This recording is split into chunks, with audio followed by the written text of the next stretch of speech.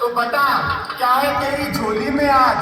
खोल दे तू सबके सामने ये राज। बताता हूँ, अभी अमृत देवी को बुलाता हूँ। अमृत देवी आपका स्वागत है, स्वागत है, स्वागत है।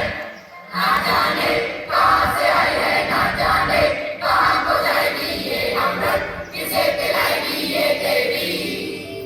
ये क्या हो रहा है, किस बात का जश्न मनाया जा रहा है? दिलों में बसा एक सपना था आजादी के मत वालों का। जश्न है ये भारत के आजाद 75 सालों का। ऐसा भी क्या हासिल किया है भारत ने इन 75 सालों में जो तुम जश्न मना रहे हो? पहले ही प्रयास ने मंगलयान मंगल ग्रह तक पहुंचाया। सबसे कम लागत में चंद्रयान बनाया। आदिवासी महिला को राष्ट्रपति बनाया। एनडीए और फौज में लड़कियों को दाखिल कराया। हर क्षेत्र में अपने आप को आत्मनिर्भर बनाया। समानता, आत्मनिर्भरता, लोकतंत्र और न्याय, इनमें से भारत ने क्या नहीं आया? और तुम पूछ रहे हो भारत ने 75 सालों में क्या हासिल कर पाया? अरे भाई, आपकी ये बड़ी बड़ी बातें। आप लोगों से पूछती हूँ मैं, क्या यही है आजादी के मायने? क्या यही है आजादी का मतलब? मंगलयान को तो मंगल ग्रह तक पहुंचा दिया, पर क्या लोगों के घर आंगन तक मंगल कर पाए? चंद्रयान तो बनाया, पर क्या आम जनता की सोच को इतना ऊंचा कर पाया? आदिवासी महिला को राष्ट्रपति तो बनाया, पर क्या उन 40,000 पीड़ित औरतों को न्याय दिला पाया? एनडीए में लड़कियों का दाखिला तो कराया, पर क्या उन छोटे बच्चों को फैक्ट्रियों से निकालकर स्कूल के गेट तक पहुंचा पाए? और स्वतंत्रता की बात करते हो मेरे दोस्त, जरा एक बार फिर सोचो, क्या इंसान स्वयं को स्वतंत्र बना पाया? तो पेश है आपके सामने आजाद भारत का लोकार्पण नारा। ताजा फूल घरांगन में गाय फूल। अरे साहब फूल ले लो साहब। नहीं चाहिए। अरे साहब ले लो साहब, बगीचे से तोड़ के लाया हूँ साहब। एक बार मना किया ना, नहीं चाहिए, समझ नहीं आता तुझे? अरे साहब ले लो साहब, आपकी बीवी खुश हो जाएगी साहब, मेरी रोजी रोटी का सवाल है। सारी गाड़ी खराब कर दी। तुम जैसे छोटे लोग बस कर भी कर सकते हो। 75 सालों में भी हम अमीर गरीब के भेदभाव को खत्म नहीं कर पाए। अमीर और भी अमीर और गरीब और भी गरीब होता जा रहा है। मैं पूछती हूँ आप सबसे, क्या यही है आजादी? कोरोना काल में तो यही अमीर लोग इन्हीं गरीबों के साथ सेल्फी लेकर सोशल मीडिया पर डालते थे। क्या ये है आजादी? तो आइए अब आपको ले चलते हैं नई पीढ़ी की ओर, जो तेजी से बढ़ती जा रही है मोबाइल और सोशल मीडिया की ओर। जो युवक पहले खेलता था मैदान में, आज वे लगा रहता है पबजी और इंस्टाग्राम में।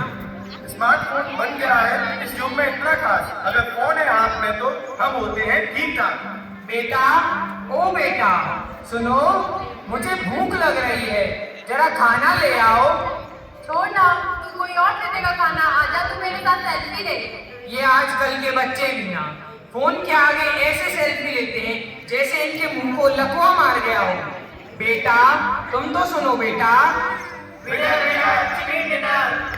ना जाने क्या हो गया है आजकल के बच्चों को।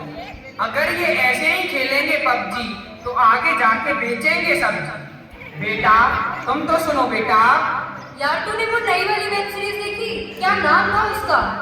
ना जाने आजकल के बच्चे किस वेब सीडी की बात कर रहे हैं। हमारे जमाने में तो सांप सीढ़ी हुआ करता था। बेटा, तुम तो सुनो बेटा। अरे दादाजी आप जाओ यहाँ से। तो देखा आप लोगों ने, ये क्या हो गया है आज की पीढ़ी को। मोबाइल फोन के आगे किसी की बात तक नहीं सुनते। कहाँ गए इनके संस्कार? सांस मिली तो मुझे सांस आई, मुझे सांस आई, मुझे सांस आई। क्या ये है आजादी?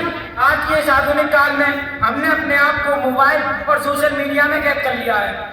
क्या यही है हमारा डिजिटल इंडिया, जहाँ मोबाइल के हाथ में आते ही हम बाहर की दुनिया को भूल से गए हैं? ना पढ़ाई लिखाई में लगता है इनका बिल्कुल ध्यान, मोबाइल और सोशल मीडिया के आगे करना भूल गए सबका सम्मान। अब जरा नजर डालें स्कूल की उस सच्चाई पर, पर्दा डाल दिया है जिसने विद्या की अच्छाई पर।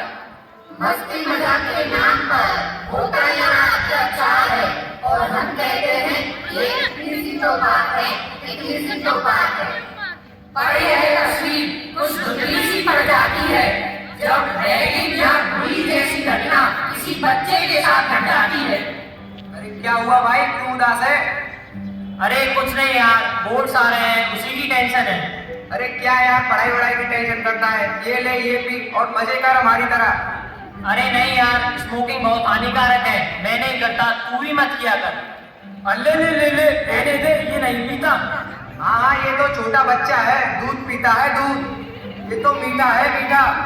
पता है, एक बार इसकी उंगली कट गई थी, खून की जगह चाशनी निकली थी, चाशनी। अरे क्या हो गया भाई? अरे शांत रहो तुम सब, मेरे को परेशान मत करो। देखा आप लोगों ने, क्या ये है आजादी? बच्चों को आज भी रैगिंग और बुली किया जा रहा है। क्या ये है आजादी? कोई अपनी सोच तो कोई विचारों में, किसी को लत तो किसी को नशा। भारत अंग्रेजों की कैसे तो आजाद हो गया, पर पता नहीं इन जैसे लोगों की कैसे कब आजाद होगा। रामचंद्र कह गए सिया से, ऐसा कलयुग आएगा, धर्म भी होगा कर्म भी होगा, रिश्तों का यमान न होगा। बात बात पे मात पिता को बेटा आंख दिखाएगा, रामचंद्र कह गए सिया से। अरे शर्मा जी, अरे वर्मा जी कैसे हैं? हम बढ़िया, आप बताइए। बस सब बढ़िया, आपकी दुआ है। अरे यार, क्या करोगे इतना ओवर टाइम करके, क्या होगा इतनी कमाई का? अरे आप तो जानते हैं कितनी महंगाई है, ऊपर से बच्चे को अच्छे कॉलेज में दाखिला भी दिलाना है।